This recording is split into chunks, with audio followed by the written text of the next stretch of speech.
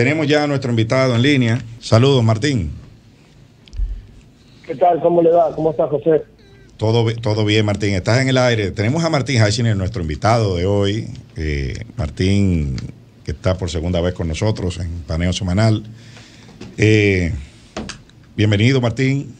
Autor de la obra Criminalización de la Política. Bueno, hay que decir que Martín Heisner es graduado en la Universidad de Buenos Aires y magíster en Derecho de la Universidad de Yale, y actualmente se encuentra realizando su doctorado en Yale también, en temas de justicia penal en la misma universidad, obviamente. Martín es profesor adjunto de Derecho Penal en la Universidad de Buenos Aires y profesor de la Maestría de Derecho Penal en la Universidad de San Andrés. Fue admitido como miembro de la Barra de Abogados de Nueva York y es el director de la sección penal de la Federación de Colegios de Abogados. También es investigador del Instituto de Neurociencias y Derecho, INED. Tiene publicados libros y artículos en revistas especializadas. Ahora sí.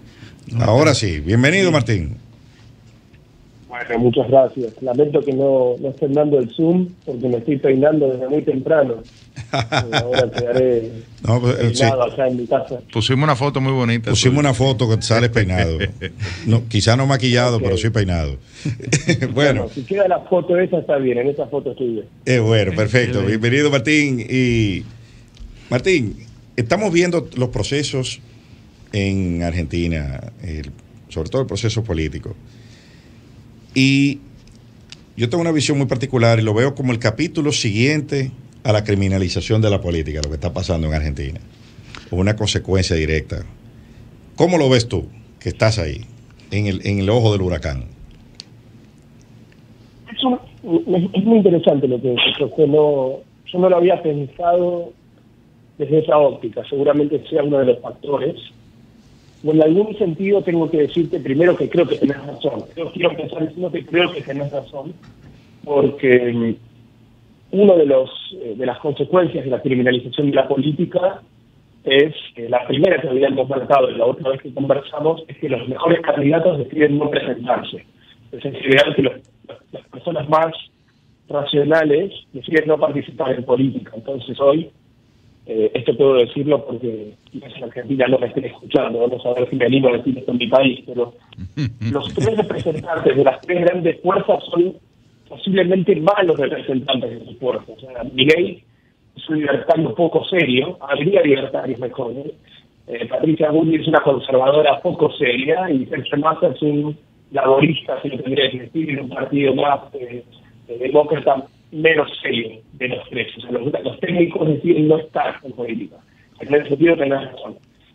Pero en realidad yo creo que ese fenómeno, miren que sí, creo que hay dos factores más que son un poco más evidentes para mí. El primero, la Argentina es la historia de un fracaso permanente. Es un caso muy raro entre otros países del mundo, porque es muy raro algún otro país que vos encuentres que sostenidamente se haya deteriorado desde 1970 hasta acá de esta forma.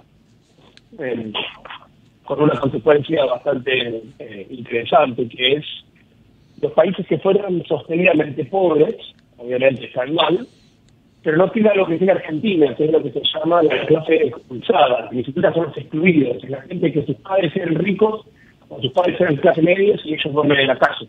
Argentina tiene este fenómeno donde gente que ahora es marginal pero no lo fue antes, y eso genera mucho más odio. Y el segundo factor es el factor de la descentralización de la información. Entonces hoy aparecen estos líderes populistas que pueden difundir sus ideas a través de un streaming desde su casa o TikTok, que quizás no hubiesen existido porque había medios de información serios que no lucraban con el terror. Entonces, combinando estas dos, Milei no es tan distinto a Trump o a Bolsonaro, por ejemplo. Lo que sí, un poco para afinar el criterio de Liceo, es evidente que el populismo ha triunfado o se ha impuesto, ¿no?, en Argentina. El resultado de las PASO, de las primarias abiertas, simultáneas y obligatorias, que colocan a este personaje, ¿no?, porque es un personaje, no hay duda, en la preferencia o evidentemente encaminándose a liderar la preferencia del electorado argentino con un discurso de derecha, radical, libertario, ¿no? Pero evidentemente populista, porque con planteamientos que por lo menos algunos de ellos requerirían una reforma constitucional en Argentina, en caso, qué sé yo, eliminación del patrón peso, del Banco Central, o sea, una serie de medidas que uno cuando las, digamos, profundiza en sus planteamientos, uno se pregunta hasta qué punto esto es sostenible, es viable, e incluso políticamente cómo este señor piensa implementar eso en un Congreso donde probablemente no tenga la mayoría absoluta. Entonces, quizás ahí sí incorporar el tema de la criminalización de la justicia, pero también el populismo penal. Todo esto es una manifestación de que se está imponiendo, ¿verdad?, el populismo en Argentina, como ha sucedido en otros países de América Latina. Yo no sé si voy a empezar con una palabra que usaste al final. En Argentina no se está imponiendo el populismo. En Argentina se impuso el populismo de forma sostenida desde hace mucho tiempo. En los últimos 60 años. Sí, en Argentina, como en otros países de Latinoamérica, está entregada al populismo. Y creo que hoy hay un problema de la democracia, donde la democracia es un concurso de popularidad y donde en general es más redituable ser populista. Este es un problema que están enfrentando los países con una institucionalidad más fuerte como Estados Unidos y como Francia, y imagínense países con una institucionalidad tan débil como la Argentina. Entonces hoy, si yo quisiera ser presidente, todo lo que estoy diciendo ahora es aburrido, yo me expreso de forma lenta, trato de explicar mis palabras, no podría ser mi intendente de mi barrio. Si yo quisiera ser presidente, tengo que dedicarme a gritar, cualquier normalidad. Y mi ley simplemente es más colorido, pero sus opositores tampoco son muy diferentes. Es en primer lugar. En segundo lugar, yo quiero decir algo que creo que me veo obligado a decirlo. Tendemos en general, la clase bien, los burgueses, como yo, a creer que todo es populismo.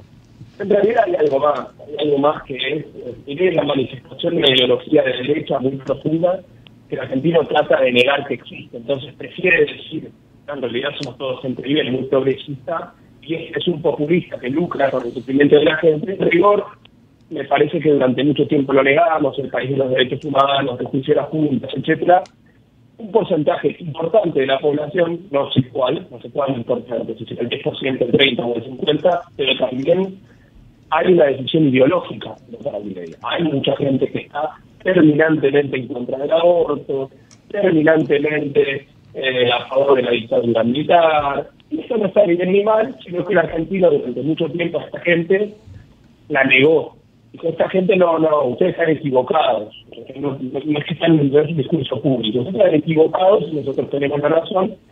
Y emergieron con esta figura tan animal, porque es también lo que permitíamos que estuviera en tele. No había dos voces discutiendo política pública. Estaba la progresiva discutiendo de un lado y solamente podía manifestarse en contra de la progresiva un personaje muy bizarro, porque el resto no se animaba a hacerlo.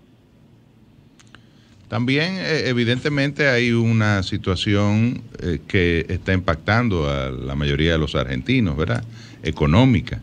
Que digamos es el caldo de cultivo a el rechazo de los modelos que hasta ahora se han implementado en términos de política pública en Argentina, una inflación por encima del 100%, o sea, una crisis de devaluación, a pesar de ser uno de los grandes exportadores, los exportadores agrícolas pagan altos impuestos, es decir, una serie de elementos que han servido de base a la pérdida de confianza en el modelo de Estado social, digamos, que es el que se ha impuesto en las constituciones modernas y en las configuraciones modernas del poder, el Estado social y democrático de derecho, y quizás más que un contenido eminentemente ideológico es una salida que se está buscando a la crisis actual. No sé qué opinas.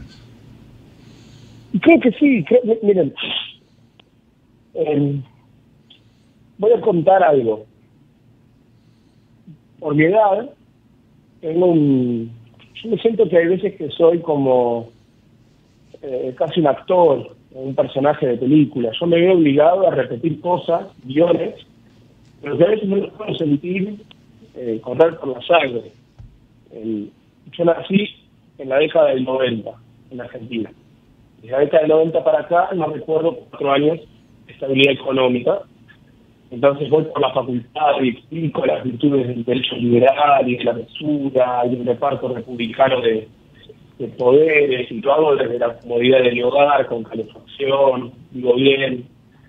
Y debo decir que incluso en mi situación tan privilegiada tengo muchos momentos donde me azota la duda y donde digo, ¿cómo sé que es tan virtuoso este modelo que defiendo a capa y espada? Y lo que quiero decir con esto es, bueno, retomo esta idea que me estaban diciendo ustedes, hay mucha gente que no vivió las virtudes de este modelo que estamos queriendo defender, y que en realidad está dispuesta a probar cualquier cosa, porque el fracaso es innegable. Es innegable. Hoy en Argentina, de cada 10 niños, 6 son pobres. 6 de cada 10 niños son pobres. Y esto, además de ser gastos, uno camina por la calle y cambió drásticamente. O sea, un país público y cada vez está más empobrecido, deteriorado. Bueno, en ese marco de angustia y de odio, están las dos cosas, está la desesperación y está este otro problema. Cuando se hace muy largo, es muy difícil invocar alguna experiencia exitosa del pasado a la que uno trate de volver. No sé si se entiende. Yo podría decir, no, recuerden lo bien que estábamos hace 10 años, tratemos de hacer esto. Yo no tengo ninguna experiencia práctica a la que pueda invocar para determinar algún modelo. Entonces, cuando encuentro por el otro lado, a pesar de que me pongo mucho a la ciudad de Milei, lo hago con mesura, porque también entiendo que las ideas de quienes se parecen más a mí también fracasan. Entonces, eso me genera un estado de parálisis muy importante en el momento de enfrentarme a estos personajes tan nefastos. Así que sí, es muy difícil. Yo veo este proceso muy parecido al que se vayan todos de 2001. Creo que Milei se ha montado en ese mismo discurso. Bueno, es el planteamiento que la casta hay que sacar las patadas. Es un que se vayan todos reloaded.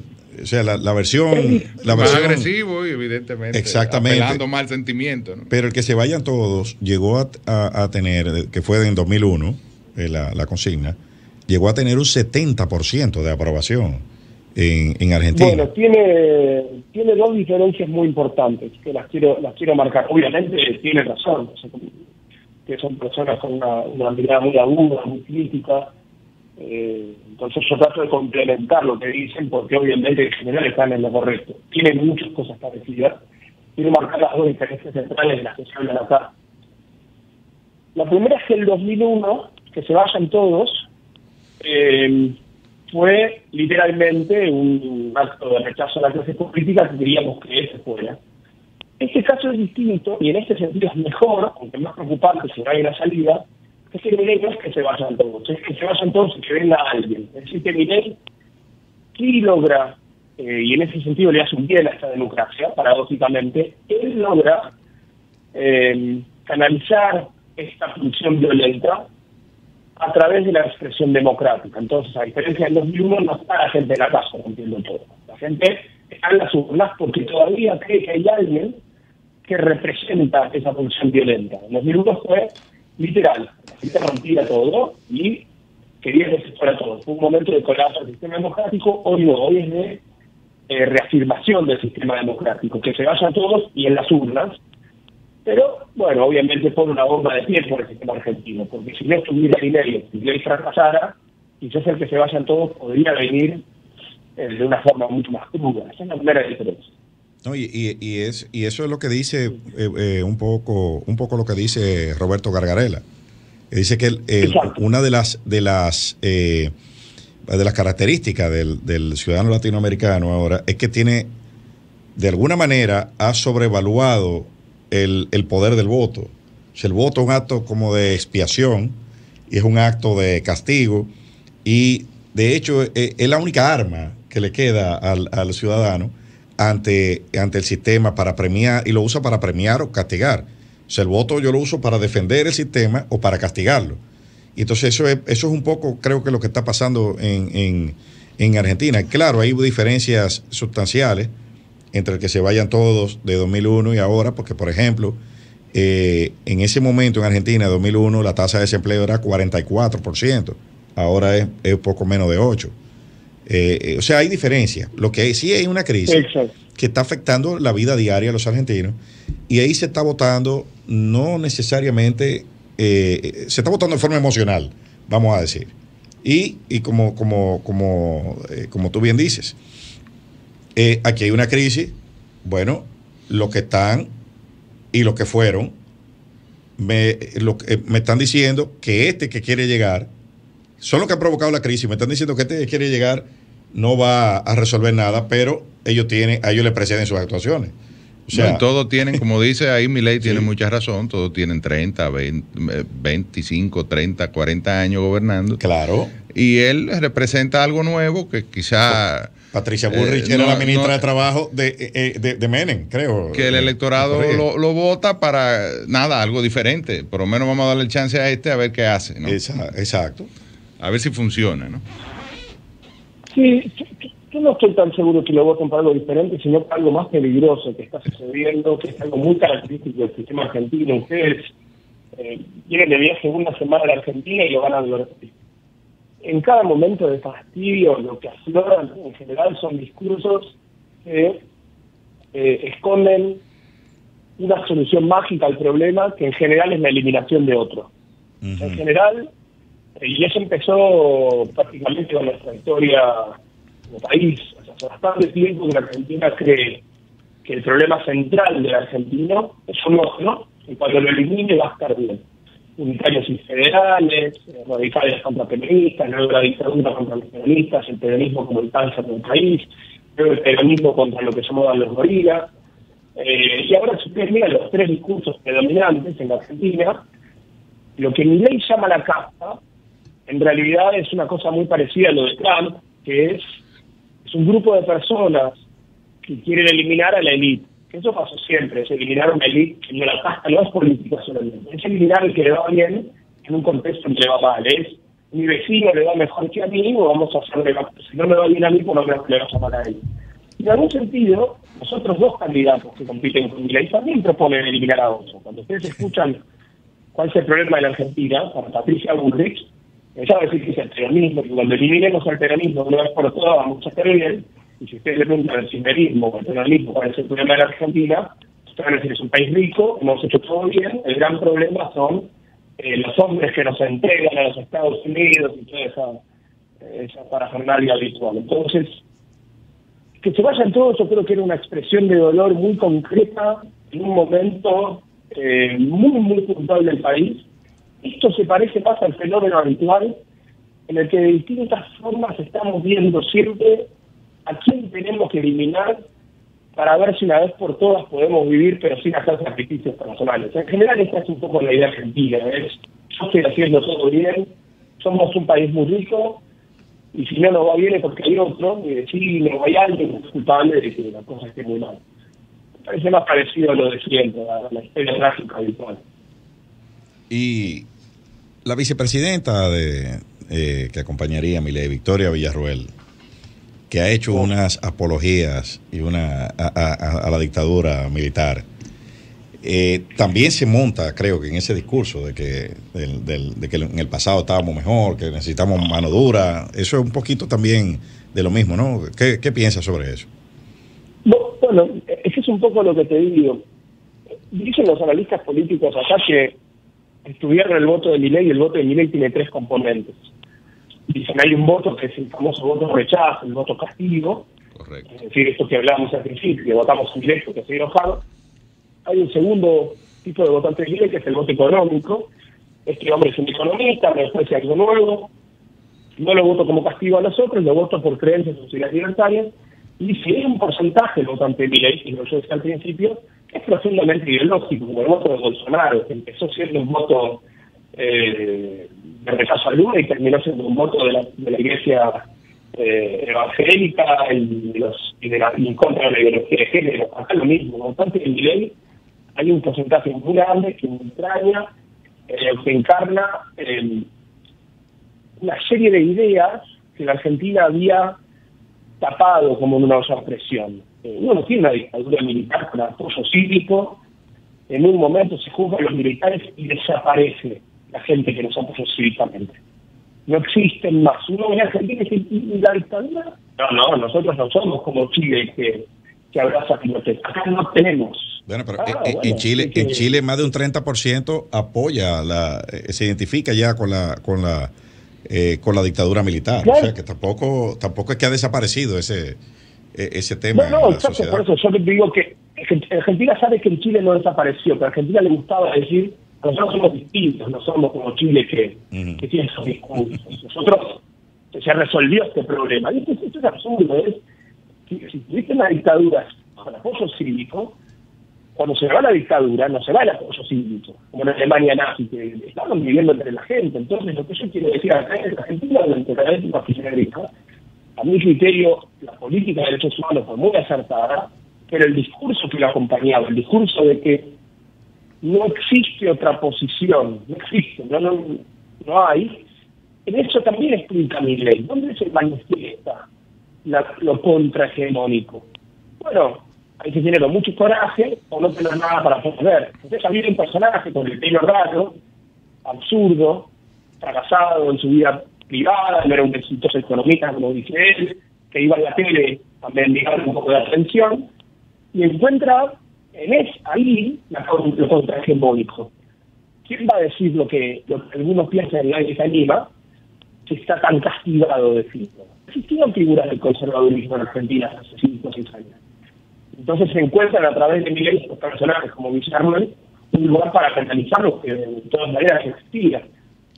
Por eso son tan bizarros estos personajes. El establishment no tenía derecha. No teníamos establishment de derecha porque estaba tan mal visto que todo el establishment decidió ser de centro para la izquierda. Y esto es algo que quizás también habría que revisar hacia a futuro, ser tan duros con la cancelación del discurso ajeno, incluso cuando yo coincido con el discurso hegemónico de aquel momento, en general provoca esto, es como tapar una olla a presión y pretender que en un momento no explote. Yo prefiero permitir que el discurso, la deliberación sea entre personas racionales y no tan duros con el otro racional, que esperar a que ese otro discurso se manifiesta a través de un payaso. Es evidente que Milei tiene posibilidades reales de ser el próximo presidente de Argentina. Y uno, claro, es un ejercicio, si se quiere, prácticamente de adivinanza, ¿no? De configurar, imaginar ese mundo o esa Argentina presidida por Milei. Esa ruptura con la idea, ¿verdad?, de lo que hablamos ahorita, un poco de ese Estado social y democrático que de que se ha configurado en neoconstitucionalismo, esa defensa total de los derechos fundamentales, hasta incluso la idea de proponer hasta un mínimo vital y educación gratuita, salud gratuita. Todos estos elementos, independencia económica, con un banco central, una moneda, o sea, una serie de elementos que Milei está evidentemente proponiendo una ruptura. En la Argentina tú lo visualizas que es esto que él propone, que probablemente lo voten y que la gente lo vote precisamente porque propone este discurso disruptivo, ¿no? En esta crisis económica y social que vive la Argentina.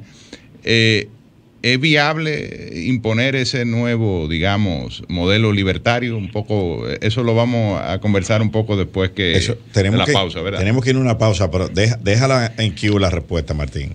Tenemos que irnos a una pausa. Esto es Paneo Semanal, no le cambie. Vamos a la pausa.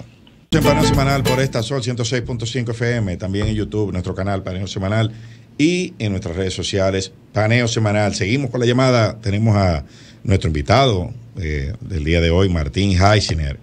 Estamos hablando con él de la situación general en la Argentina, que está próxima en unas cuantas semanas a entrar a su proceso electoral para elegir a quien será su nuevo presidente.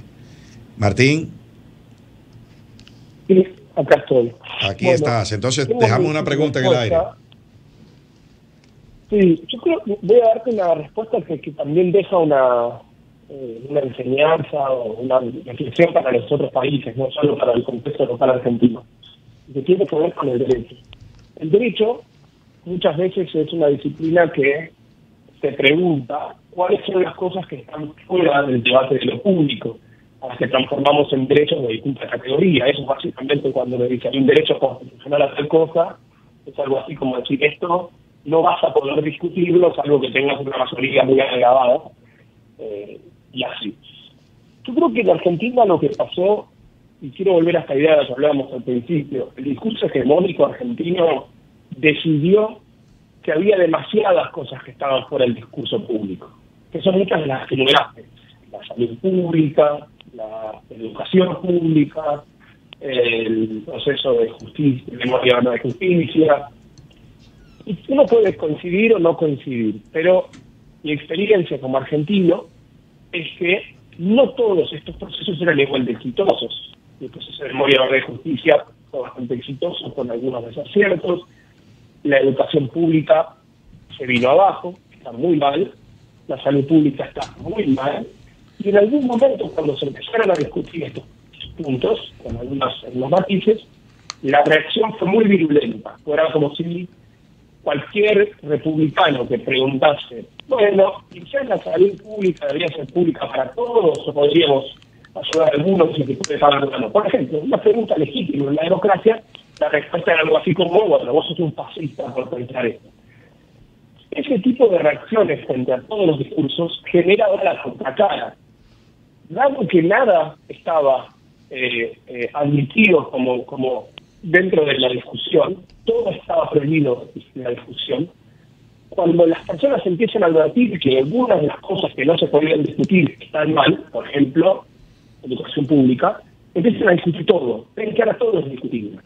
Porque no creamos un mecanismo para diferenciar aquello que de verdad no se puede discutir de aquello que sí. Uno tiene que tener ciertos acuerdos básicos. Imaginemos con mi pareja. Con mi pareja decimos estas dos cosas no. Vamos a ser fieles entre nosotros y no nos vamos a lastimar. Pero no puede ser en la misma categoría, voy a lavar los platos los lunes. O sea, no pueden ser todos igual de grave. Y todo es igual de grave en la discusión. El día que algo se rompe, siempre sentir que se rompe todo. O sea, la pregunta era, ¿puede realmente hacer esto? Hoy todo está en crisis intelectual. Porque en principio no había nada en crisis. Todos lo sabíamos. Teníamos la respuesta para todo. Cuando nos damos cuenta que las respuestas no aplican, hoy está todo en discusión. Todo. Si se pueden vender niños, esto lo digo en serio, si se pueden vender niños, si se pueden vender órganos, si la gente puede tener órganos en la calle. Está todo en discusión. Mira, hay algo, perdón, Eliseo, que yo quiero destacar y conocer la opinión de Martín. El discurso altisonante que le está funcionando a Milei y a otros derechistas de otros países que se están convirtiendo en un discurso altisonante que compite con las redes, que compite con TikTok, atrae la atención de esta manera, mientras más altisonante, más atención. Y eso junto a la coherencia ideológica de la ultraliberal libertario, porque hay que decir con una sierra eléctrica. Hay que decir que es coherente con la ideología ultraliberal y libertaria, es coherente, pero esa coherencia lo lleva a chocar de frente con posiciones derechistas, como las que tú acabas de mencionar, con la venta de armas, con la venta de órganos, la venta de niños. La liberalización de todo eso lo va a llevar en un momento determinado a chocar con la base natural de los derechistas de Argentina en algún momento. ¿Qué tú piensas de eso? Yo no sé si este es un problema que no es solo de Milei, así como los problemas de Trump no fueron solo de Trump, de Bolsonaro. La pregunta en algún sentido que creo que me estás haciendo es, Martín, ¿te preocupa tener un candidato que prometa una serie de cosas que jamás va a poder llevar adelante? No, no le preocupa, o que luego entren en contradicción contra lo que... Más bien lo voy a formular distinto. Martín, ¿te preocupa que el candidato vaya a tener problemas distintos a los que va a tener luego el presidente? No, no preocupa, eso pasa siempre. Eso ha dicho también hace un rato. Los medios de información son canales donde competimos por la escasa atención de nuestro público. No hay programas muchos como estos, donde hay una conversación pausada, donde ustedes me escuchan, donde yo puedo decir algo aburrido y ustedes me dan mi espacio. En general, los programas tratan, la radio es de los pocos lugares que lo hacen, y todos nos buscan algo espectacular. Y todos los candidatos, desde hace un tiempo ya, se dedican a decir algo que capte la atención. Su gobierno luego tiene muy poco que ver con lo que dicen. Entonces, en ese sentido, hay una duda legítima en quienes decidimos todavía no terminar de hundirnos en la desesperanza, en que Milei se parezca más a Trump. Trump dijo que iba a hacer una serie de barbaridades y no hizo ninguna prácticamente. Hizo mucho daño a la democracia, mucho. Hizo mucho daño el discurso único, sí, claro que lo hizo. Obviamente, si no tiene un sistema institucional... Lo que le ha pasado a Boric también en Chile. Bueno, a Boric en Chile, a todos los populistas, sí. A todos. Uno dice, ¿será más parecido a Trump o a Castillo? No, ¿Qué va a pasar? Y parecerse una versión moderna de Menem, ¿no? En el plano económico, porque tiene en el equipo económico tiene a los cabecillas de la privatización, del tema de la convertibilidad, y fueron los que idearon ese sistema. Esos son los que integran el equipo económico o integrarían el equipo económico de Milei. O sea que no hay que buscar muy lejos para encontrar un parecido. Pero yo veo también algo que decías sobre si las personas le dan importancia o no a lo que promete un determinado candidato. Y se me ocurre mencionar a un político argentino, a Raúl Baglini, con su famoso teorema, de que la distancia del poder es directamente proporcional a la irresponsabilidad del discurso. Que a medida que él que la opción política se va acercando al poder, el discurso va siendo más aterrizado y más apegado a la realidad. ¿Tú crees que aquí, yo estoy viendo algunos giros de Milei, sobre todo después de las PASO, porque fue un resultado, creo que hasta inesperado para él? Sí, claro. Él decía que su expectativa era obtener un 24%, más o menos, y obtuvo más de un 30%. O sea que le fue mucho mejor de lo que él pensaba. ¿Tú crees que aquí se va a producir un giro muy, muy brusco en el discurso y que esas posiciones se van a moderar? No tanto. Al contrario. No tanto. Esta idea es una regla general, pero hoy la política se profesionalizó mucho más, se profesionalizó diría el asesoramiento a los políticos, y entonces, si yo tuviera que decirle a alguien, sin datos, sin ningún dato, cómo comportarse, diría, antes de una primaria tratar de ser muy radical para captar la atención, cuando está cerca de ser presidente tratar de ser moderado para captar más votos de centro. Sí. Pero dado que hoy la Argentina, aparentemente se está admitiendo que el argentino no quiere a alguien más moderado, Milei no se está moderando tanto. No se está moderando porque el principio general no aplica en este caso puntual, que es que la gente ya tiene dos candidatos más moderados que prometen cambios, y que a él lo que mejor le está funcionando es radicalizar. Entonces, es verdad, en momentos él se moderó, dio su respuesta, y fue el momento donde bajó la aceptación. Y volvió con posiciones más radicales nuevamente, porque la gente sigue queriendo verlo como el primer Milei. Y creo que ayer se mostró públicamente con una motosierra de vuelta. Entonces, ¿por qué? Porque se ve que eso la gente lo celebra más, que es cuando dijo que no iba a echar a todo el mundo del Estado, que es muy criticado, por decir algo tan poco disruptivo. Yo creo que los argentinos, me parece que la sensación que tienen los argentinos es que como aquí ya lo hemos intentado todo y como que nada parece funcionar o seguimos mal. Y lo veo porque ya se intentó, y con esto quiero como que volvamos otra vez a lo que nos tiene juntos aquí, al tema de la criminalización de la política. Hace poco menos de un mes, en el Clarín hubo un reportaje de la periodista Lucía Salinas, que escribe estos temas judiciales, y hablaba de una denuncia que hizo la Asociación de Magistrados de la injerencia del gobierno en los tribunales.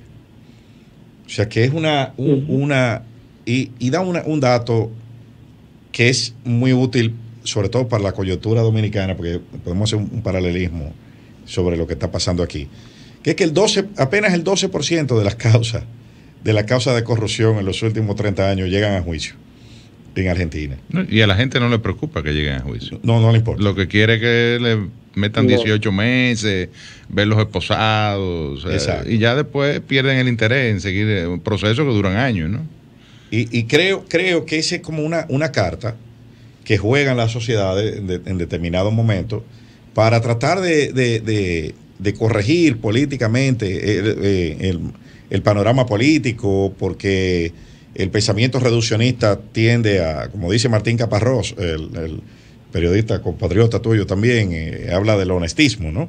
Que dice que lo mejor que le puede pasar a un argentino es que un adversario suyo en una discusión política sea imputado de corrupción, porque es el... Ahora, curiosamente, no sé, tú me corregirás, Martín, pero Milei no ha explotado eso del fin de la impunidad. Lo vamos a meter a todos presos, esos corruptos, vamos a penalizar, la justicia tiene que... Es lo que ha dicho, que lo sacará patada y para afuera, y entonces nada, vienen los que saben y los que tienen las ideas que deben aplicarse, ¿no? En contra de este socialismo que ha acabado con la Argentina. O sea, él no apela a eso de la criminalización, o por lo menos no lo he escuchado. No apela a eso. Hay varias cosas que diría. La primera es que la sensación general, no sé si es cierto o no, es que estos 4 años fueron de menos corrupción que los anteriores. Sí. Entonces el discurso hoy no es tanto contra la corrupción, sino contra lo que al principio decían ustedes: hemos probado todo y sin embargo estamos mal. Es más contra eso, es más, quiero dejar de estar mal, no me importa que nada de mí. Sí.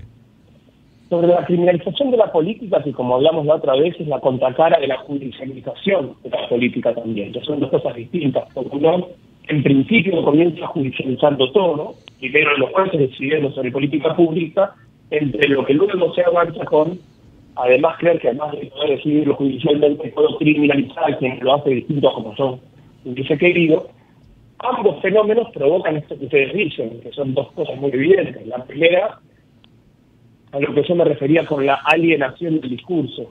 El discurso, el demócrata, la gente quiere votar, la gente participa en la democracia, siente que durante mucho tiempo estuvo fuera de los discursos públicos. Las élites participaban de las discusiones a través de tribunales. El derecho se sofisticaba, la Convención de Derechos Humanos de no sé qué cosa, y otro tratado. Hay mucha gente que estaba mal. Hay gente pobre. Y voy a dar un ejemplo concreto que tiene que ver con Bukele o que tiene que ver Argentina con los discursos de seguridad. Los más, en general, las personas que tenemos una posición más privilegiada, somos más prudentes al momento de ejercer el castigo. Y uno puede decir, claro, ustedes son prudentes, pero porque ustedes viven en un edificio que tiene seguridad privada. En general, los discursos de mayor mano dura provienen de sectores pobres. Entonces, claro. Yo quiero decir acá con la judicialización es, tengamos cuidado, porque lo que pasó durante los años de criminalización y judicialización de la política es que las élites discutían la política en tribunales a través de su grupo de abogados, y un sector muy grande de la población estaba fuera del discurso. Sus ideas eran consideradas ideas absurdas, ustedes son estúpidos, ustedes no entienden, no está fuera del debate. Bueno, este es un primer problema. El segundo problema, que usted creo que lo han marcado, es la criminalización de la política. En general no consigue penar a la política, pero sí consigue desprestigiarla. Entonces, lo que eso es lo que está pasando. Eso es lo que está pasando. La gente cree, este es un problema que yo trato a veces de combatir en mi pequeño ámbito, cuando puedo, cuando escucho a la gente menos politizada que dice, son todos iguales. Yo quiero explicar que no son todos, que se vayan todos. Todos lo mismo. Es un poco el que presentó en el sentido, la idea de que todo da lo mismo, que lleva a lo que han dicho ustedes, dado que todo da lo mismo y que se aprobé con todo lo racional, ¿por qué no pruebo con un hombre que habla con los perros y tiene una motosierra Sí, más o menos. Y canta también, que es importante. No, pero es un rockstar, sí, el 70%... La ilusión de la política, todo es un chiste. 70% de los argentinos votó contra el gobierno. O sea, en las PASO. Y eso es muy sintomático, porque era ese mismo 70% que decía que se vayan todos. Sí, el voto protesta. O sea, la sociedad no está contenta ni conforme, porque con esos números es definitivo que hay una corriente en contra. Sí. ¿Está cerca Milei de ganar en primera vuelta o no? No, primera vuelta creo que no, pero no lo puedo saber. Sí quiero decir algo y no lo tomen como si fuera muy irónico mi comentario, pero que el gobierno haya sacado 30% no habla mal del gobierno, habla mal de la oposición. En este contexto, solamente puede sacar 30% del gobierno si los candidatos de la oposición son muy malos. Y eso lo ha dicho el propio gobierno casi. Solamente podemos sacar un 30% y ser competitivos, porque el balotaje puede llegar a entrar, porque los dos candidatos de la oposición son pésimos. El gobierno fue uno de los peores gobiernos de la historia, y para el peronismo te van a decir, sin sonrojarse, que fue el peor gobierno que se hicieron como peronismo. Entonces, este gobierno es muy malo, y no me sorprende que hayan tratado de 30%, muy bien, diría lo contrario, me parece muchísimo el 30%, muchísimo. Bueno, eso me recuerda el discurso de Malcolm X, la bala o el voto. Dicen, ahora estamos atrapados, doblemente atrapados, triplemente atrapados, y todo el que nos propone una solución nos propone una trampa. Entonces, sí, eso es lo que yo veo que está sucediendo ahí, aparentemente. Sí, sí, y la Argentina tiene un problema más que quizás no hablamos, lo quisiera tocar en el tiempo que queda, se ha transformado en una Argentina clientelar y de privilegios. Entonces, eso sí lo advertimos todos. Y acá Milei juega un papel muy importante. Ustedes conocen lo que se llama el dilema del juego del ultimátum. El juego del ultimátum, si me dan un minuto, se los cuento, es muy interesante. Es un juego que se ha hecho en psicología. Y le preguntan imagínense que ustedes ahí en el estudio le preguntan a uno de ustedes, cualquiera, encuentran $1 millón y tienen que distribuirlos de las formas que quieran. Entonces le proponen a uno de ustedes que diga cómo se van a distribuir el $1 millón, y otro de ustedes, distinto, tiene que decir si acepta o rechaza. Si rechaza, nadie se queda con nada, y si acepta, se consolida la distribución que propuso el primero. ¿Se entiende el juego? Sí, interesante. Se descubrió que cuando las personas proponen algo muy injusto, por ejemplo, si yo encuentro $1 millón y me propongo a mi amigo 900.000 para mí o 999.000 para mí y 1 para vos, dicen que no, porque lo racional sería siempre decir que sí, por lo menos gano $1, por lo menos gano $10, ¿por qué voy a decir que no sin que sea gano algo? Y la gente contesta, prefiero que perdamos vos que ganar un poco cuando vos ganas tanto con lo injusto que es esto. La Argentina en el último tiempo se transformó en un lugar de muchísimos privilegios, y mucho votante de Milei lo vota y lo dicen casi expresamente.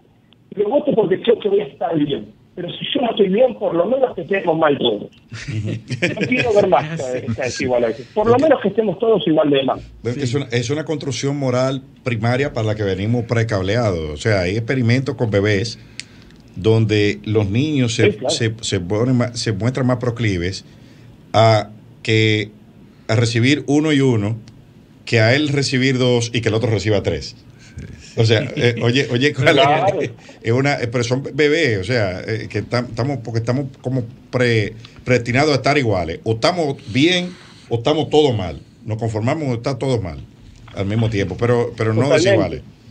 Ese es el gran problema. Y creo que eso es lo que impide la toma de decisiones racionales en la sociedad. Sí, la unificación de la oposición también. Claro que sí, claro. Pues. Y nada. Hay un chiste, muy breve, perdón, hay un chiste en Europa del Este. Dicen que se encuentra en nuestro país de Europa del Este y frota la lámpara y el genio le ofrece darle a él cualquier deseo que quiera, pero que a su vecino le dan el doble, y entonces él pide que a él le quiten un ojo. Uno siempre quiere ver mal a su vecino. Es así. Bueno, Martín, te queremos Y agradecer. decíamos que eso es muy dominicano, ¿verdad? Claro que sí. Que el dominicano es envidioso y que prefiere que todo el mundo se... Pero el ser humano en sentido general. Es así, es una naturaleza humana. Exactamente. Martín, te queremos agradecer que hayas aceptado nuestra invitación de nuevo y esperamos tenerte pronto por aquí después de las elecciones para que analicemos un poco lo que pasó. Y aspiramos a sacar lecciones de lo que está ocurriendo en Argentina. Porque evidentemente la crisis de la democracia y de los partidos y el desprestigio de los políticos y la mediatización de la política y de la información y todos estos fenómenos que se están dando en América Latina, se dan en Argentina, se han dado en Brasil, se han dado en Ecuador, se han dado en Perú. Ya hay manifestaciones en la República Dominicana. Hay que esperar que Martín venga presencialmente la próxima vez, hay que invitarlo al país. Y después del programa para bueno, Punta Cana. claro, con esta crisis estoy esperando que me manden el pasaje. Claro que sí, favor. claro que sí. Perfecto. Lo que les diría es que preferiría que no busquen tantas elecciones en Argentina, no nos miren, me da vergüenza, lo mejor que teníamos por ofrecer lo dimos en Qatar el año pasado. Si quieren lo pueden volver a hacer en 4 años en Estados Unidos, denos un tiempo sin mirarnos. Por pudor no nos miren por un rato. Bueno, Martín, gracias. Y a nuestros teleoyentes, agradecerles su sintonía este sábado y pedirles que con el favor de Dios nos acompañen en otra edición de Paneo Semanal el próximo sábado. Hasta entonces.